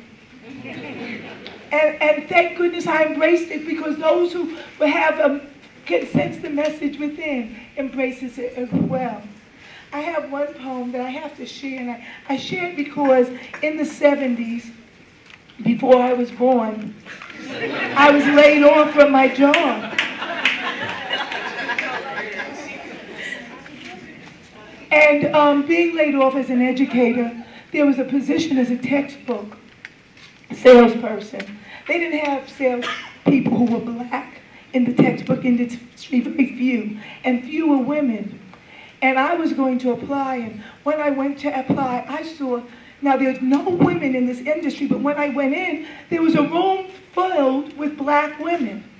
I said, something's wrong with this picture. So the advantage of being black, hopefully the one that they might hire, they were going to hire one, but it didn't look like it was going to be me. You know why? They had people, this is before you could buy your hair. Buy hair like this. They had people who had hair like this. They were black, with hair like this and swooped up. It looked like a Miss America pageant. I knew I wasn't ugly to my parents, but I couldn't compete with that. So you know what I had to do? I had to bring the best of what I had. I had to override the what I wasn't and bring what I had. And so I said, I'm holding my own. I hear them talk, and then I think of something I once heard said. Then I override those critics with words I've pinned inside my head. The words I remember are simple. They're words I should have known. I may not be all that to them, but ask me, I'm holding my own. If they don't say that I'm too skinny, then they say that I'm too fat. They talk about my this, they're too through with all my that. I used to try to figure it out. Why don't they leave me alone? Now I don't even go there. The way I tell it, I'm holding my own. They don't even wait until I get inside the door. Before they're all around me giving me the what for, I smile within myself. I've claimed a safety zone. As far as I'm concerned, I can hold my own.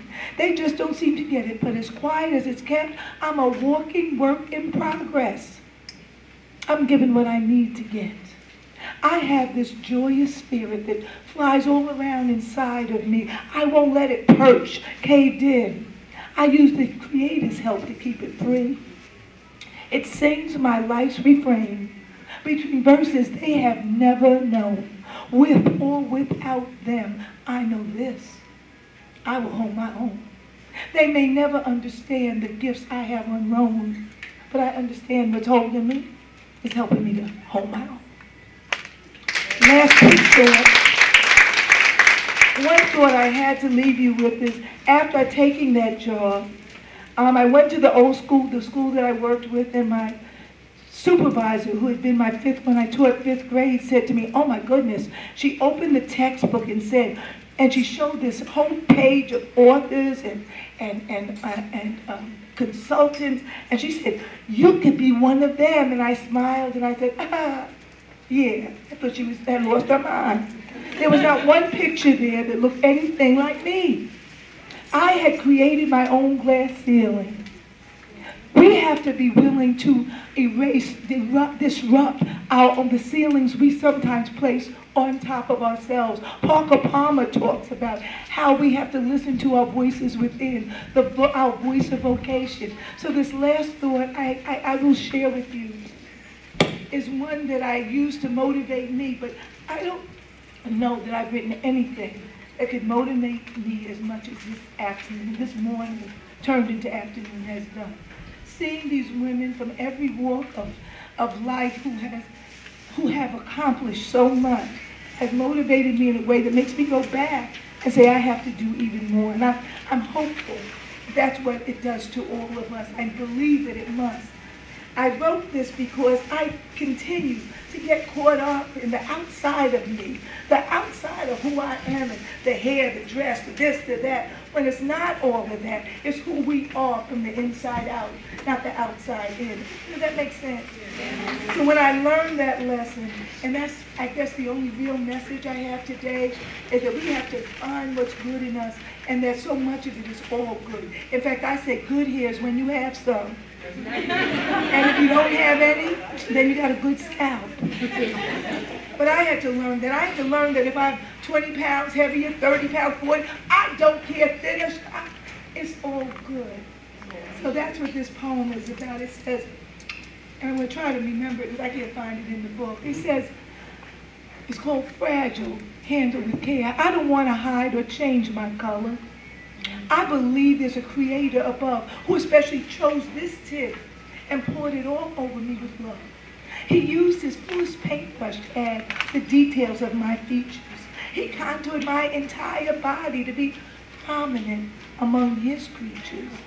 He designed my broader nose and curved my fuller lips. He contoured my entire body. He even added extra accents to my hips. He gave me a crown of lamb's wool. He twirled each curl with care. He thought of his lamb sent to earth while designing each strand of my hair. Some pretend not to see a difference. There's some kind of shame in being who and what I am, and they're trying not to cast blame. Some try to prove they love me by comparing me to others in my race who they think are unusually wonderful, so they slot me into that space. Don't excuse me for the group of me. Don't accuse me for it either. Ethnicity can't make right or wrong. It's time we teach ourselves this neither. Who are we to pick and choose, elevate or diminish a human's worth? When the Creator designed and individually signed every creature on this earth, we are uniquely handcrafted. To be more than the sum of each part, we are masterpieces. Handled with care, irreplaceable works of his art. I'm a self-declared feminist, and anything that we do to support, to work together, to bring out the best in us is empowering and beautiful, and I want to be part of it. So I am going to start speaking about my story. I'm also going to talk about some of the challenges that we immigrants have with education in this country. And then I'm going to talk about paying it forward. Because one thing is, like Professor Chirico said, using the transcending imagination and getting to where we are or where we are going to go. But it's also important that we remember that we have a responsibility to keep paying it forward, to keep opening the path for other women, for other people that come behind. You got a lot from my bio. I actually grew up in Santo Domingo in the Dominican Republic. I came from a middle-class family. My father was a physician. My mom had her own business and had some college education. And I grew up pretty comfortably. We had our very nice home. I had the same friends from when I was age 2 until I moved to the U.S. And it was basically a given that when you finish high school, you go to college. So, you know, these things and these struggles about going to college was something that wasn't necessarily facing me when I lived back home. But when my parents separated and my mom decided to join her family here in the U.S., we moved to Newark. I came to the U.S. via Newark. The reality of my life completely changed. I was no longer the doctor's daughter that was expected to be successful in life. I was a factory worker that didn't know the language. And so I had to learn that my status, the things I had, that education was not necessarily a given for me, and that I needed to strive to get that. And I started by going to a community college in New York. And interestingly enough, I have about nine uncles and 20-something cousins that lived in New York at that time. And a lot of my uncles and aunts have a college education from back home. And none of my cousins have a college education, some of them were born and raised here in the US. So instead of going forward and trying to get an education, actually our expectations in the family about education changed. Because all you were expected to do in this country was to get a job with good benefits, get something stable. And I was lucky enough that when I came, 3 days later, I got a factory job. Some people are here forever and don't get employment. So when I started working there and I started putting my paperwork together to go to college, I got a lot of discouragement, like a lot of people are talking about today. And it was an able saleswoman that actually held my hand and brought me to Essex County College in Newark and helped me fill out my application. And these things make me emotional, so if I end up crying about some of the things later, please bear with me. So this able lady that I bought these earrings from, I should have worn them today, but I still have, was the person responsible for me getting into college. Nobody in my family supported me. They didn't think it was necessary. And in the environment where I was working, I learned a lot. We were talking about, we're Latinos. I'm Latina, I'm from Santo Domingo, Dominican Republic. But among Latinos, there's a great deal of diversity. And there's a great difference in our culture. And as an outspoken Dominicana, I was seen different from some people that come from some women that come from other countries that are a little bit more quiet, more reserved. And because Dominican women, Puerto Rican women are considered to be very outgoing, and that's interpreted as being easy, I was constantly sexually harassed in this job.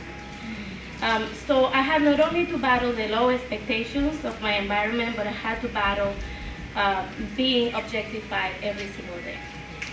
So I lived in Newark for a few years, and for a couple of years, and there, I cannot say that everything in my factory job was horrible because I met my husband there, and I moved to New York. And thanks to my husband and his sister, who was a York graduate, I was able to register at York, and they held my hand and they registered me here. And in every step along the way, I have found someone that has helped me move forward. And when I was here at York, I found a lot of amazing people, like Professor Chieko, who I stopped plenty. I took about 5 classes, and she was one of the most amazing human beings I met. And some of the expectations I have about myself now, and some of the things that I have done, are influenced by a little commentary that she made in her office one time. That she saw me being a leader, and that she saw me running my own organization. And that's when I get here. And every time I find that things are difficult, I try to remember that comment, because I knew that I could do more, but sometimes it's very important to hear somebody else believe in the same. So I'm grateful for my time here. I'm grateful for Professor Chivico. I'm grateful for Bruni and some of the other professors here that really helped me. And I was able, when I finished my studies at York, I was able to eventually apply for grad school, and I attended Columbia, and I got my master's in public administration there. I had the ambition to be a PhD, but then I realized that I was more of a management type of person, that I wanted to run things, and the MPA became extremely attractive. And one of the advantages I had from going to Columbia was not necessarily the education. The biggest advantage I had going to Columbia is that I was surrounded by people that expected the best for themselves. These people had no fear. These people didn't understand the war underachievement. And being surrounded by those people and having those people still in my network is one of the things that helps me strive. So not only having people that are accomplished, but having peers that are fearless is extremely, extremely important for your professional growth. So I'm talking about my story, but my story is unusual. I already came to the United States with a level of education. I came to the United States with a green card. which is not something that everybody has. Some of the things that influence how women excel in this country in education, Latina women, are immigration status. We know that a lot of people come to the U.S., not necessarily with a green card, or there are children that come to the U.S. and are educated in the U.S. and excel in school, but are unable to attain a higher education because they're not documented. So it's not as simple as if you apply yourself, you can get it. There's a lot of obstacles for them. Another thing I mentioned about my own story, one of the challenges that we Latina women have is gender objectification. We are, unfortunately, we're treated as sexual objects, and because we have those pressures all the time, there is a high incidency of Latina women having pregnancies out of marriage or teenage pregnancy. Besides that, there's very little access to reproductive health education in our communities, and because also of religious values, sometimes we are not able to feel empowered about our reproductive rights. So all those things influence our ability to succeed. Not only is about motivation. There's a lot of things in our system, in our political system, that stop us from obtaining things, or that make it extremely hard for us for obtaining our dreams. One of the things that we can do is pay it forward. And there's many ways in which we can do this. I am talking about how mentors and people motivated me to excel, to think the best about myself. Don't underestimate the power of your words. You don't have to become a formal mentor. You don't have to go to the Y or become a big sister to support someone. You are a mentor everywhere you are. I am a mentor to my administrative assistants. I am a mentor to my cousins. I am a mentor to my volunteers. I'm not necessarily signed up and registered as a mentor in an organization, but in everything I do, I am a mentor. I just got a text a few minutes ago from one of my volunteers that I told her she's going to grad school, and I told her that I expected the best from her, and nothing less than a B+ was acceptable. And it's very interesting that she thought that it was important enough to let me know that she got her grade yesterday and that she got an A in her finance class. And it's funny because I'm saying it like sort of kiddingly, but she takes it seriously. She wants to strive and meet my expectation because I'm putting it on her. So we have to put expectations in our friends, in our families, in our cousins, in our siblings, so they can meet that. Because unfortunately, we're going to find more people saying that you can't than people that say that you can. But if we make the you can message strong, that is when it's going to stick. Because I choose not to remember, even though I'm going to mention it now, when I was told in the factory that I didn't have to go to college. At that time, I was 70 pounds lighter. And then they told me that if I got a stripping job, I could make a lot more money. So I'd rather remember when Professor Chirico told me that she saw me running an organization than remember when I was told that I could be a stripper. So we have to make sure that we send messages that stick with our people. It's very important. Another thing that we can do is become politically involved. Yes, there are a lot of challenges out there. We were talking earlier, it doesn't matter. It doesn't matter if you have children, it doesn't matter, you have to present yourself to the job, you have to do what you have to do. But I think as women, we have to start changing the environment we're in. We don't have to accept things because that's the way they are. And we can work on making policy in this country that caters to helping minorities, that caters to helping people that, not to any fault of their own, are not documented residents of this country, so they can have access to higher education. We can work to implement policies that support reproductive health education in low-income communities. We can continue to support Article 10, so women can have access as young as 13 to reproductive services confidentially and can prevent unwanted pregnancies. And we can do many things to fight for our right to get equal pay because we still are not in the same plane as men. And we can also do things to support our men. We were talking about the minority women are 60% of the college graduates among the populations of color. Our men are staying behind. And we don't have to leave it up to them. We can take some responsibility for our men too and make sure that we grow together as people. And let me see. I think I covered everything. And I just want to say thank you again. Like I said, I'm very, very proud to have graduated from this institution, and I'm even more proud to be part of this first Women's Colloquium.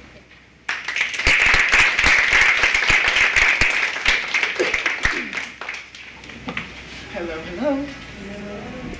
Okay, so I'm Adair Thomas, and I was introduced as a wife and a mother.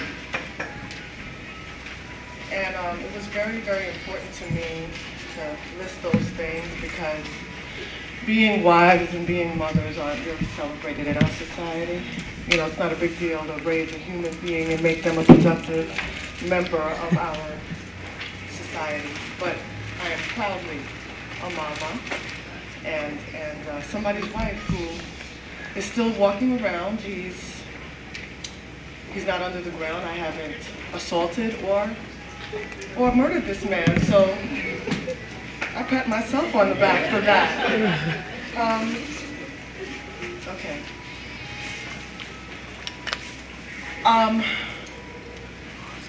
I used to be a financial analyst. I used to be an accountant. I used to be very, very happy, I thought. I made a lot of money in contrast to my peers. I was able to travel, and I was as miserable as the day was long, honestly. And I thought for a long time that I needed to fit into an identity type, if you will, of what it meant to be successfully black and female. And so for a long time, Felissa Rashad, you know, Claire Huxtable, she was my cardboard cutout. She was what I was aspiring to be. And I discovered one day that I don't sound like Felissa Rashad. I can't get my voice to sound like hers, you know.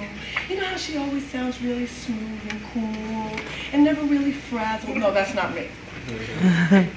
And so for me, the most important thing in terms of figuring out how to navigate myself in this world was to figure out what it meant for me to be a woman, to be a lioness, if you will. Lionesses in the, I hate to stand still, so. Please, thank you, because I hate to stand still. Lionesses, if you will, lionesses, if you will, they don't, when they walk through the jungle and they see a lion, they don't, oh my God, it's a lion. Let me flicker my ears really cute and let me switch my tail really cute so I can get his attention. Lionesses don't do that. They roar, they hunt, they protect, they provide, and they're still as female as they want to be. Lions don't mistake them as being masculine because they went out to hunt. You with me? Okay. So I began to accept my lioness and roar with my own voice and not be Felissa Rashad.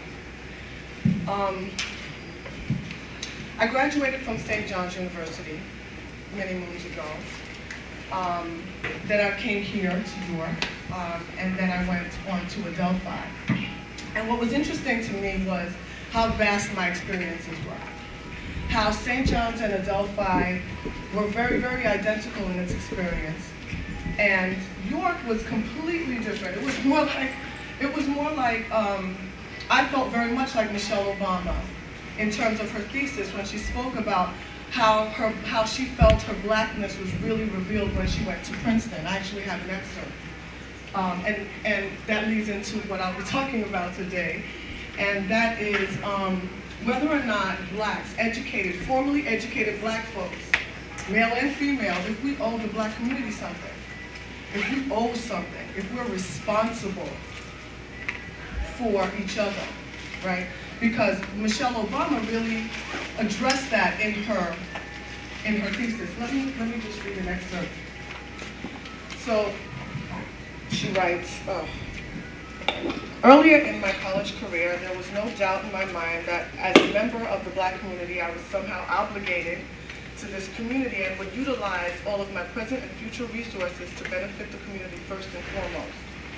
My experiences at Princeton have made me far more aware of my blackness than ever before.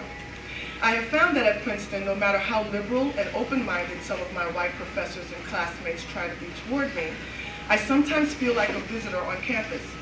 That was me. As if I really don't belong. Regardless of the circumstances under which I interact with whites at Princeton, it often seems as if, to them, I will always be a visitor. I will be black first and a student second. These experiences have made it apparent to me that the path that I have chosen to follow by attending Princeton will likely lead to my further integration and assimilation into a white's cultural and social structure that will only allow me to remain on the periphery of society, never becoming a full participant. This realization has presently made my goals to actively utilize my resources to benefit the black community more desirable. So I bring that up because, I've been in discussion about why it is, about motivation and about, as a school psychologist, why it is that our younger children, K through 12, aren't motivated to do better in school, to earn good grades, to go to college even. And my premise is because of the lack of because of the disconnect that occurs between formally educated blacks and the rest of the black community. You know what I'm saying? No, okay. Maybe you don't know what I'm saying.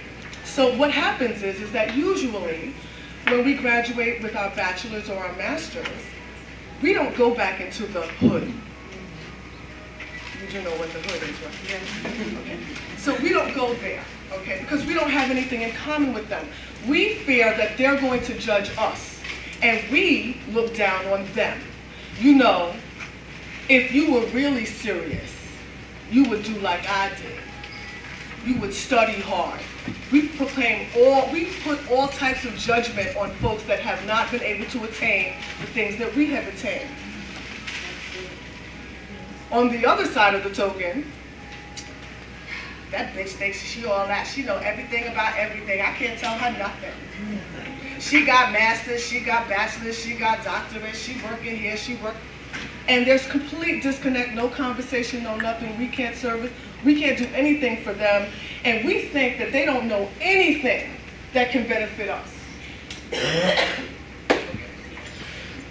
I spoke to my uncle, Uncle Carlton. Oh, by the way, I'm from Trinidad. So Trinidadians, West Indian, blacks, I know this is a generalization, oftentimes have the attitude and the belief system that American blacks are very lazy and you can't trust them. Stay away from them, stay away, because we don't have anything in common with them. It's a them and us. It's always a them and us attitude, right? Okay, so Uncle Carlton, who was 87 years old, I called him the other day and I said, what do you think? Because I talked to him about getting a job, and he's a professor and he's very accomplished and blah blah blah, right? And he started talking to me about his frustrations about the black community.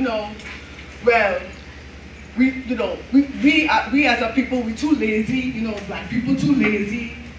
You have to watch them all the time. So I said to him, Uncle Carlton, you lazy? No. Your wife lazy? No. Your kids lazy? No. Your friends lazy? No. So it's all the other blacks, right? It's none of the blacks that you actually know that are lazy. It's all the other ones, right? So here it is, we put these labels on folks and we act like these things are true, and we treat folks like we can't give them a chance. I won't go to a black business. I won't go because a black businessman is going to charge me too much, right? I won't go to such and such because, black people don't know how to talk to you properly. But we endure all types of other madness in the comfort and in front of everybody else. I mean, it doesn't matter. I mean, please, you go to someplace else, You go to a store, you go to Macy's, and Macy's will have a security guard walk around the store following you, and you will still patronize Macy's. Okay. But we don't trust each other. We don't. There's no trust, right? So if there is no trust, right, and if there is this disconnect, how are we going to build bridges? How are we going to, my premise is this, is that children in Black communities don't look for education, don't look to education because education does not lead to self-determination. It does not lead, in our community, it does not lead to a job necessarily.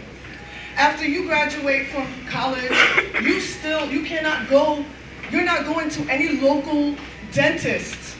You understand what I'm saying? You can't go, there's no dental practice of Black dentists in any community.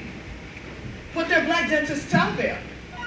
You know, we don't reinforce, we don't come back to our communities. We don't do anything to show that the education that we got will benefit us as a community. So until we sell that idea, until we actually give back, until we stop being so high-minded, you know, and so educated, and we actually start to re-engage our community and start to re-engage other Black people and other Latinas and other Asians and other people, or as we start to engage ourselves, then our children will believe that education really, really is worth something. But right now, you educated, you can't get a job, you can't sell your child that dream. So, and that's my presentation.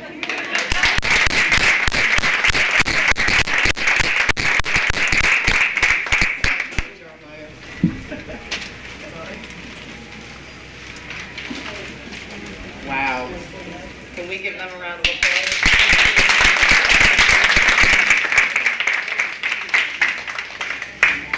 This is what I've learned.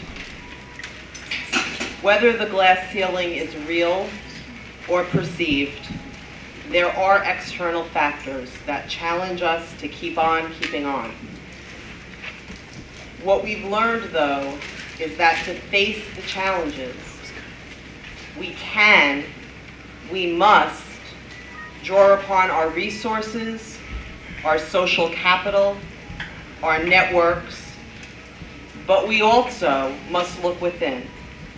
We also must stoke the fire in our belly, transcend our imaginations, hold on to our imperfections, and untame our lionesses.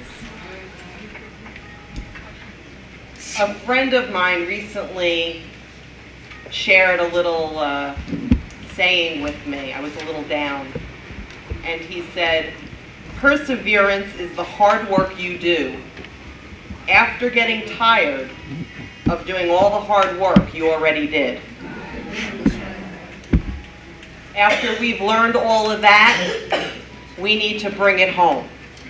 So thank you. I will open it up for questions. I know, we're high.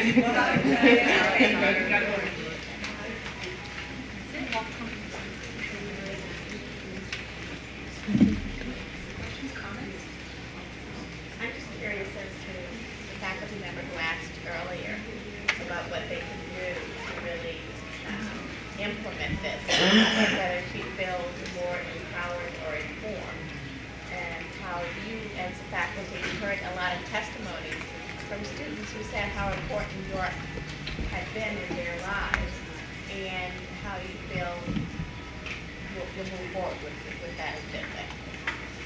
Yeah, I think that's directed at me. I'm sorry, I didn't hear. I was just questioning, wanted to know.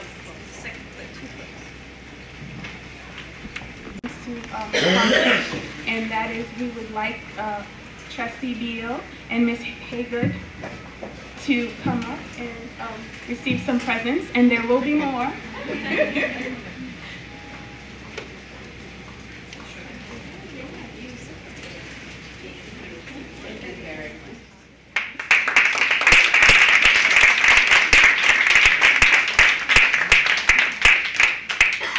And before we close, and we will have Ms. Linda McKenzie, Director of the Women's Center, close, I would like to say it has been a pleasure to be in the company of such an accomplished and dynamic group of women. And it is a particular pleasure to know that this group came together at the behest of President Keizs, Linda McKenzie, and the organizing committee to celebrate, analyze, and understand the state of women in social leadership. When Ms. McKenzie invited me to join the organizing committee, I was delighted. While I was a student, yes, she and I worked together often while I participated in student government in the pre-law club. But when I graduated and continued working in the IT department, I didn't expect that I would still be on her radar. Excuse me. Ms. McKenzie means a lot to me, and she has given me, I'm not even going to script it, she's given me so many wonderful opportunities like this to work with professors and directors and to really mature, not only as a student, but as a young lady in so many facets of my life. So it was with great pleasure that I worked on this committee with her and several other faculty members. And I would like to introduce you to Ms. Linda McKenzie.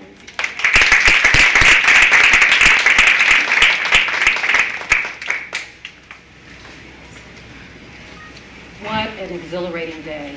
I want to thank President Keizs for her vision, for assembling such an auspicious team of cross-discipline and cross-generational women to provide this colloquium for you. I want to thank Trustee Lancaster-Beal. Thank you so much. We really enjoyed having you at York. We see you at commencement every year, but it's nice to have you here for this event. I want to thank Ms. Haygood. You were fantastic. Thank you so much. What a wonderful, unexpected surprise. And our Director of Career Services will be extending an invitation to you to come back again. I want to thank the Foreign Languages Department for providing us with a place to meet every week and being supportive of this endeavor. I want to thank the panelists. Where are you, panelists? Thank you so much. You were very inspiring, very informative. On behalf of Vice President Janice Jones, who could not be here today, she is traveling back from China, and the Office of Student Development, I would like to acknowledge our staff and wonderful, dedicated student volunteers today. Please rise, student volunteers. There's one that's standing now, our videographer. Thank you so much. I would like to thank our faculty and our staff members who took time out of their busy day to join us. And I would like to acknowledge and have the committee stand with me, and I would like to thank you. And with that said, Ms. Brunilda Almodovar, Ms. Tanagra Bledman, Dr. Marie Carisi, come up. Okay. Ms. Linda Chesney, Dr. Donna Cherica, Ms. Giselle De La Cruz could not be with us today. Ms. Michelle Hardy Ridgway, where are you? She worked so hard. Okay. Dr. Robin Harper had to depart to teach her class. Ms. Daysi Manzano, the reason for this colloquium. Professor Kay Neal, who actually designed the program. I think she had to teach a class also. Dr. Jean Phelps. Okay, she went back to work. Dr. Gloria Waldman, who is retired, but she contributed long distance via telephone and email. And last but not least, Ms. Fatima Williams.